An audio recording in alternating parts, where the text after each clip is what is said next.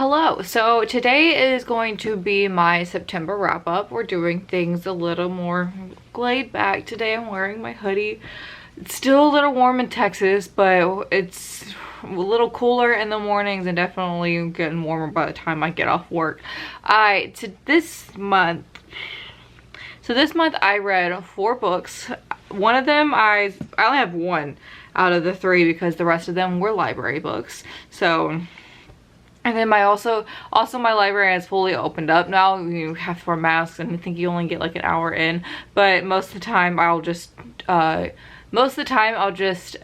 a book on hold and then just go get it, so I don't have to be in there for longer than I need to. So let's go, I guess we're gonna go backwards and do the one where I recently just finished, and that was Where Dreams Descend by Janella Angelis. I realized when I talk about books, a lot of times I don't say the author's name because I don't want to butcher it, but I need to get better at actually like learning. I know their names, but I need to actually learn how to say them. I did a photo of this on Instagram recently and she liked it and I was so excited. I did a black lip with this, which is the first time I've ever worn a black lip, and I was very scared about it and she loved it, and it just gave me another like boost of confidence. But this is a masterpiece. This right now is like my #1 book for the year, and I read some good books this year, but this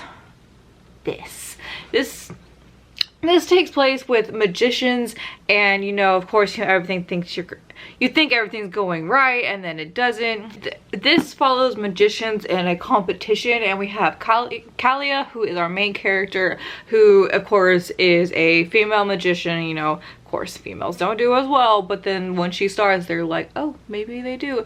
We have my boy DeMarco, who's just trying to get through his life and help Kalia. And we have Jack, the master, who doesn't play, he plays more at the beginning and the end, and kind of you forget kind of him in like the middle because you're focused on what Kalia is doing. And this, oh my god, I love this book.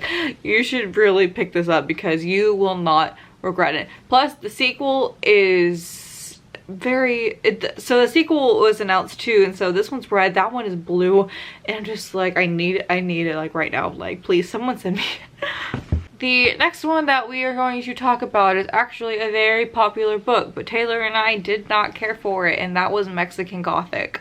I was so excited to read that with him because I was telling him like, yeah, you know, it has all these bunch of reviews, it's an adult horror, and we were ready. But we started reading it, and it was like immediate that we knew that we weren't gonna really care for this one. I gave that one like a 3.5 out of 5 stars. I know people are a lot, or a 3, it was one of those, but I know a lot of people are giving it 4 and 5s, and I wonder if I reread it by myself and I just read it because the narrator, she was very monotoned.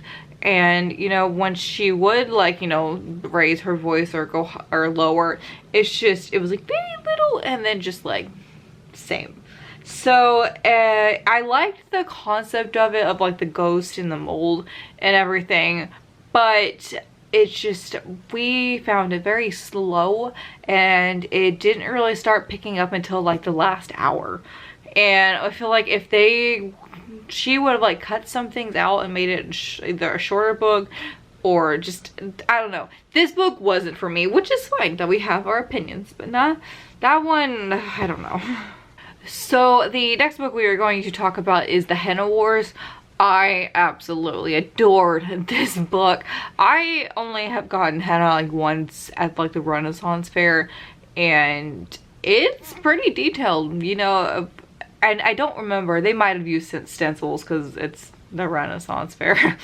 So we have Nishat, and she is living in Ireland, I believe, and her school decides to have a competition, and whoever wins gets like 1,000 euros, and she could really, you know, that money could go for good use. So she starts a henna business. Well, then these other girls decided to do it too, and so they are competing. And Niche is a lesbian who just came out to her parents. How she tells her parents she's already accepted it, she's happy that this is who she is, but of course, you know, they aren't.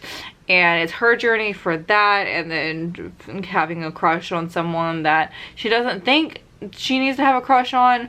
And I had the audiobook for that, and the narrator was great. The whole book was just insane, and it was a nice, good contemporary that I haven't had in a while, but it still had the good